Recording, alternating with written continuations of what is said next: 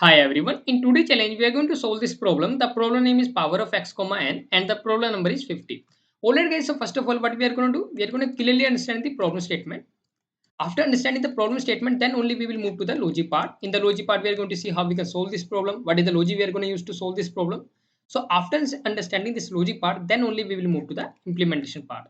And in the implementation part, we are going to implement our logic in Python, C++, Java, and JavaScript programming language. Fine guys, and guys, if you want to have a look on the solution which I'm going to write in this video, I will share link in the description. You can get all the solution which I'm going to write in this video, right? So guys, now let's see what this problem says. So let's understand the problem statement. So guys, problem says implement power of x comma n which calculate x raised to power n. That is nothing but x simple x raised to power n. So just one line of problem statement. Simple, we are given power of x comma n, right? So let's say we are given power of 2 raised to power 2 comma 5. So where 2 is nothing but x and 5 is nothing but n. Simple, right? That makes sense, right? So x raised to power we have to calculate that is nothing but 2 raised to power 5 we have to calculate. And 2 raised to power 5 is nothing but we can say 32, right? So we have to multiply 5 times 2, right? So we can simply 2 into 2 into 5 times and you will get nothing but answer 32, right? So simple guys, we are given two terms, right? We are given two values, that is one x, second is n. So we have to calculate x raised to power n. So that is very simple problem, I can say very easy problem, right? So let's just understand the problem statement first of all. So we have understood the problem statement, let's understand the example first of all, right? So example says first is nothing but 2, so x is 2, right? 2.00, that is nothing but simply equal to 2 only, right? And n is 10, so we need to just raise 2 raised to power 10, right? So this is nothing but our answer, right? So this is the value which whatever the value we are going to get from this we need to return it, right? So 2 raised to power 10 is nothing but we can say 10 raised to power 1024, right? So 1024. So this is nothing but first example. I know you are getting this particular part. Just we are given two things x and n. So we have to just say x raised to power n. That is nothing but 2 raised to power 10, right? In the second example, we are given x nothing but 2.1000. That means nothing but we can say 2.1, right? And n is nothing but 3, means 2 raised 2.1 raised to power 3.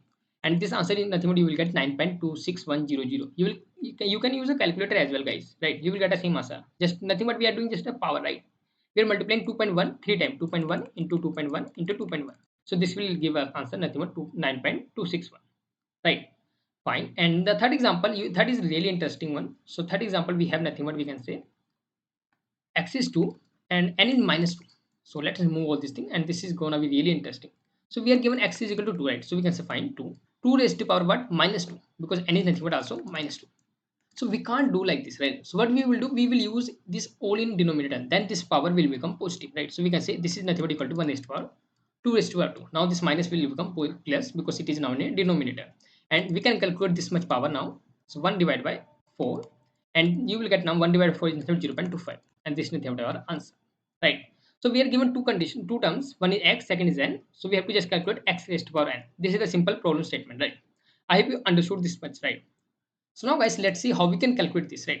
So there are going to be many logic, but let's understand which is the efficient one, right? So what I'm going to do guys here, I'm going to say fine. So I'm going to write here logic part first of all, right? So now guys, let's see the first approach, that is nothing but brute force approach. So what is the brute force approach here? Let's take a first example only where x is nothing but 2, n is 10, right? So x is 2, n is 10, that means that we need to calculate 2 raised to power 10. So one way what you can do, you can use a for loop. You can say iterate 0 to 10 times, right? This loop will iterate 10 times, and each time you have to just say result is equal to result into 2, and at then you can return your result.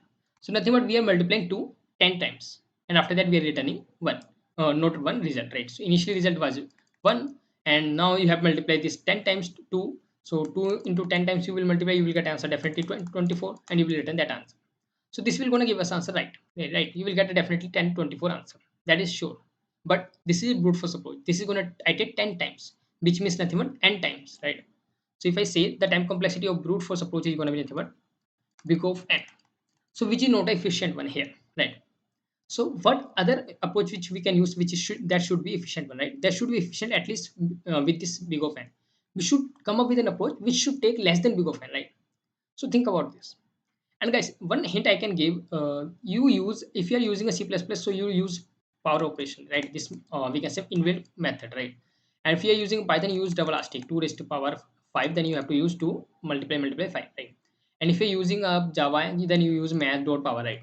So that means that you are using this inbuilt function in order to calculate the power. But guys, did they function use or they function run in a big of n time complexity? No, they run in a log of n time complexity. So you have to also make your function like that only, right? Here you don't need to use that function. If you are using that function, there is no meaning of adding this problem at a medium level. You can this problem can under in a, we can say, what we can use, we can use a simple easy level problem, right? But here you are getting a medium level problem. So what we are going to do here, guys, we are simply saying that what we can do simply, we cannot use this inbuilt function. We have to make our own inbuilt function. So how we can make it? Let's see that part. So second approach which we are going to use, it's going to take a big of log of n, and how it's going to take, let's see that part. So we are going to solve this just first example with our second approach, and then we are going to move to the implementation, right? So in the first example, we have x is equal to n is 10. So we are not going to iterate 10 times. First of all, let me clear this. We are not going to iterate 10 times. That means we are going to definitely reducing n time complexity big of n, right? Now what I'm going to do, I'm going to use some binary representation term. Binary representation term. So how this is going to work? Let's see that part. So guys, here we have n is 2, right? Not n is 2, n is 10 and x is 2, right? So we have to calculate the binary representation of n. So here 10 is can be written like this: 1 0 1 0. This is binary representation of 10. Is that make sense, right? So just now we need to iterate over this only. This 4 times. Instead of 10, we are going to iterate 4 times. I hope it makes sense, right? And how we are going to iterate this? Why did the, so you don't know about this, right? So let's understand this. Why we are going to iterate this over this, right? How this will going to give us an answer, right? So as you know, guys, we need to help calculate here 2 raised to power 10. Just focus over here. We need to calculate 2 raised to power 10. I'm just writing over here because I can remember this one, and you can also write. So we need to calculate 2 raised to power 10. And how we can come up with this? So let's see. So let me just draw this line. So guys, this is our binary representation. This is nothing but you can see this, and how this coming. I hope you know this, how this binary representation of 10 coming, right? So this is nothing but we can say 2 raised to power 0, 2 raised to power 1, 2 raised to power 2, 2 raised to power 4. So you will see 2 raised to power 0 is 1, this is 2, this is 4, this is 8, right? So here I can say these are 0 bit, right? So we are not calculate these values, but we can calculate the one value. So 1 is at 8, 1 is at 2. So 8 plus 2 is 10, right? So this is binary representation of 10, right? I hope you are getting this. Now how this is going to help us? So see guys, now the logic comes. So we are going to forget each and everything. We are going to calculate, we are going to remember this part. Let me mark in white color. So we are going to calculate this part, this inner part, right? 8 4 2 1. So see guys, what I can do, guys, I can start saying that this is nothing but 1, right? So this is nothing but 2, this is 4, this is 8, right? So what if I say 2 raised to power 1, 2 raised to power 2, 2 raised to power 4, 2 raised to power 8? So I just need 2 raised to power 8 and 2 raised to power 2 because these two are 0, right? So I can say 2 raised to power 8 into 2 raised to power 2 is nothing but 2 raised to power 10. I'm getting the same answer, right? I hope you're getting this. So this is 8, this is 4, this is 2, this is 1. That makes sense. Is that make sense, right? Yeah, this makes sense, right? I hope it this makes sense. So what I'm saying that 2 raised to power 8 you have to do, 2 raised to 4 you have to do, 2 raised to 2 you have to do, 2 raised to 1, right? But these are having a 0 bit. So we don't consider this one. We will say directly remove this one, right? So let me just take a different color. So just remove this one, and you can say you can just multiply this one. Why? Because we have set bit over this. And I hope still if you're not getting, don't worry about this part. I know this will later complex. So let's understand with the go through example, right? So we're going to solve this example now with the pseudocode. So initially I am having n is nothing but what, 10, x is 2, right? So what I will do, guys, I will say finally, so I have n is 10, so and x is 2, right? So x is 2, that nothing but we can say here it's going to be everything, just remove all these things, fine, all these things, right? So I'm going to remove all these things, right? So this is 1, this is 2, this is 4, this is 8, right? You know this particular part, right? So I'm going to say fine, my x is 2 initially, right? Initially 2 is there, right? So what I'm going to say fine, just calculate. Do we have set width here 10? No, I'm not having a set width, it's 0, right? So in my result, which initially was 1, so it will get nothing but we can say we are not going to multiply anything because it is a 0, simple. Now we'll move ahead, right? So you will get nothing but answer 5, right? So you have to just we can say right shift, right? You are going to say right shift by bit 1. So you're going to do like this and right shift by 1. So what you're going to get here, you will going to get 5, which is nothing but now this 101. So yeah, now you come to this part, and 1 is having a set bit, right? So n is not now, it is equal to now 5, right? So you will get a, now you got a 5, fine. And if you got a 5, so what you're going to do, guys, just tell me what you're going to do here. Here if you move to this is going to be 4, right? So this is nothing but multiply with 2. So two things we have done. If I go just little undo, and yeah, initially we were here, we found that this is 0 bit, so we haven't multiplied anything to our result, fine. So to moving to the next steps, so here moving, our initially x will be multiplied by itself. X multiplies x is going to be nothing but multiply equal to x, right? So which is nothing but we can say now 2 initially equal to now 4, and n is going to be right shift by bit 1, so it is going to be now 5. So now these are the value for x. Fine. So we are going to say this is bit is 1, right? So now this x is 4, right? Here x is nothing but we can say 4, right? But this bit is nothing but we can say 1. I hope it makes sense. This bit is nothing but 1. So we have to multiply this value to our result variable. So we are going to say result multiply by 4. So we are going to multiply this by result value. Fine. Now we are going to move ahead. We are going to we are going to multiply with x only. So x 4 into 4 is nothing but 16, and 5 is going to be divided by right shift by 1. So we are going to say it's going to be nothing but equal to 2 now. So you can see guys it is equal to 2. So we can say if we say 2, this 2 is nothing but 1 0 only, right? So it is not a set bit. So you can see 0 is not a set bit, but x value was 16 here. But we are not going to multiply with 16 because there was not a set bit. Fine, we are going to move ahead. We are going to 16 into 16, you are going to multiply with this. This is nothing but 256, and 16 into 16 is 256, right? Yeah, it is 256. Fine, and n is going to divide by, or we can say right shift by 1 or divide by 2. So it is going to be nothing but equal to 1.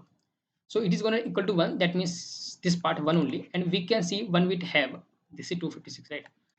And we can see 1 bit but it has 1, right? It is a right, we can say set bit. So we are going to multiply 256 with this.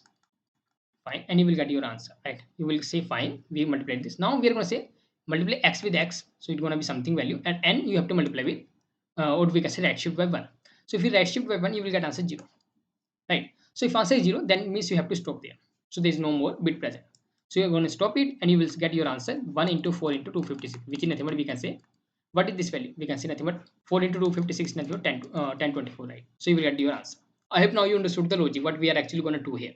Still you are not getting, don't worry, we are going to move to the implementation, then you will definitely understand what we are going to do, right? So first of all, let's check whether my internet connection, right? So net is working fine.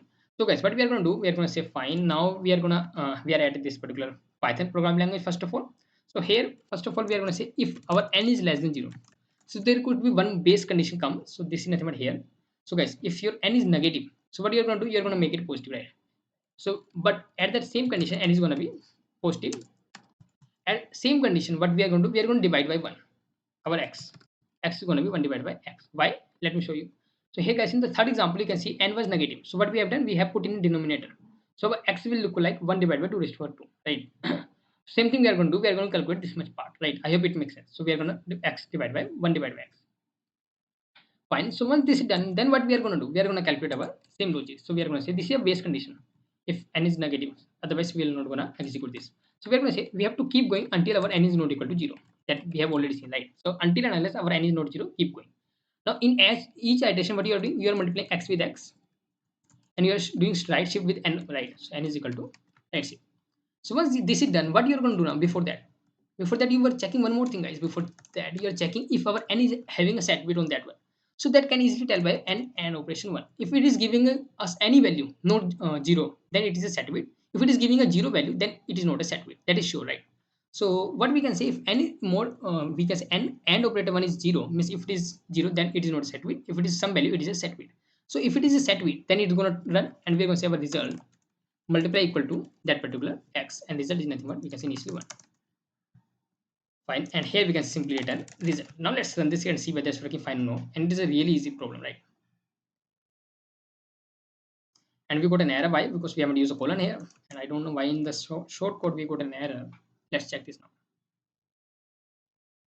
So you can see, guys, all three test cases passed. So let's try to submit this code as well, and I hope, guys, it will definitely gonna submit as well, because it is just a simple problem, right? So you can see, guys, it definitely got submitted. Now let's move to the next part, that is nothing but C++. And the C++, what we are going to do, we are going to say fine if n is less than 0. N is less than 0. So what we are going to do here, guys, so if n is less than 0, we are going to say n is equal to minus equal to, and x is equal to 1 divided by x. But it will give an error. Why? Because if n is just a little bit ahead or a little bit more than the absolute value, so it will give us error, because we are storing in int variable. So we have to store in long variable. So we can say long is going to be absolute of, and we can use a long absolute. So L absolute, fine. So now once this is done, we are going to use our logic while n is not equal to. So let me give a name here, right? So I'm going to give a name here n only, and here I'm going to give a name something else. So we can say num, and here we can say num, right? Fine. So here we're going to say while our n is not equal to 0. So what we can do? We can say if it is not equal to 0, first of all, in each iteration we are going to multiply x with equal to x multiply equal to s, and we are going to say also n right shift equal to 1. Fine. And here also we are going to say if not if, we can use if n and 1. If it is right, if it is having a set bit, then you have to say result into equal to x, and result was initially double, result is initially 1.0, right? So at then we can simply return this particular result. Fine, right? It makes sense, right? So let's run this code and see whether it's working fine or not. Let's see that, right? So this is a simple problem, right? I hope it should pass, right? We don't want to see any more error. You can see guys, it successfully passed out the test case. So let's try to submit this code. And by this, we are going to complete done the implementation with C++. Now let's move to the Java initially. So in the Java, we are going to say first of all, if n is less than 0. So what you are going to do? If n is less than 0, you're going to simply say n is equal to minus n, and x is going to be equal to 1 divided by x. Fine. And here we're going to say while our n is not equal to 0, you have to keep moving, and you're going to say if n, not if n, if n and 1 is our giving answer not equal to 0. In Java, we don't use this simple, we can say simple bracket, because here we need to compare, right? So we are saying if it is not equal to 0, that means this is not a set bit, right? If it is not equal to 0, then means this is a set bit, it is having value 1. So we are going to multiply with result plus equal to what? X, right? After that, x is going to multiply with x, and n is going to be right shift by 1. But if you will do like this, you will get an error, not error, you will get a time complexity. Why? Because this is going to do a logical right shifting, right? So we don't want to that. We also do want to shift right shift with that, and we can say symbol, negative symbol as well, right? So fine, here we are going to say double result, which initially 1, right? 1.00, let's say. At the end, we are going to return result. And I will suggest you guys to little research about this, why we are using a triple, because I have just to give you a simple explanation, right? But you will find a little more interesting things, right? So you can see all the rest is passed. Let to submit this code. So just try to understand why we are using 3 arrow, not a 2 arrow, right? So you can see it also got successfully submitted. Now let's move to the JavaScript. In the JavaScript, what we are going to do, we are going to say fine. First of all, check if our n, let me say if n is 0. So what we are going to do, n is equal to minus n. If n is less than 0, it should become a positive. X should be equal to now 1 divided by x. At the end, we are going to say let result is equal to 1.0. Then we are going to say while our n is not equal to 0. So you have to keep doing. You have to say if n and 1. Then you have to say if it is the case, if n and 1 is we can say set bit, then you are going to do what? Result into is equal to x. Otherwise, x is equal to x. And here you're going to say n triples with n, and at that you can return simply result, right? So simple thing, guys. What we are doing, we are just saying, well, number is not equal to 0. You have to check first of all it is set bit or no. So if it is set bit, then you can multiply with your result variable. Otherwise, you have to keep doing the rest of things. What is that? That is multiply x with x and n shift right shift by 1, right? Let's try to run this code, and I just want to see whether it's working fine or no. Otherwise, we will use. Yeah, you can see, guys, it's working fine, right? So let's try to submit this code as well, and it will definitely gonna submit as well. So let's see. So you can see, guys, it successfully got submitted as well. So we have done the implementation with Python, C++, Java, and JavaScript. I hope you really like that particular implementation. If you have any kind of doubt in this part, you can write in the comment section. So guys, not only this, if you have a doubt in the problem understanding part, in the logic part, in the implementation part, you can write in the comment section. I'm always there to help you. And if you learn something new in this video, don't forget to hit the like button and subscribe my channel. Meet you in the next video.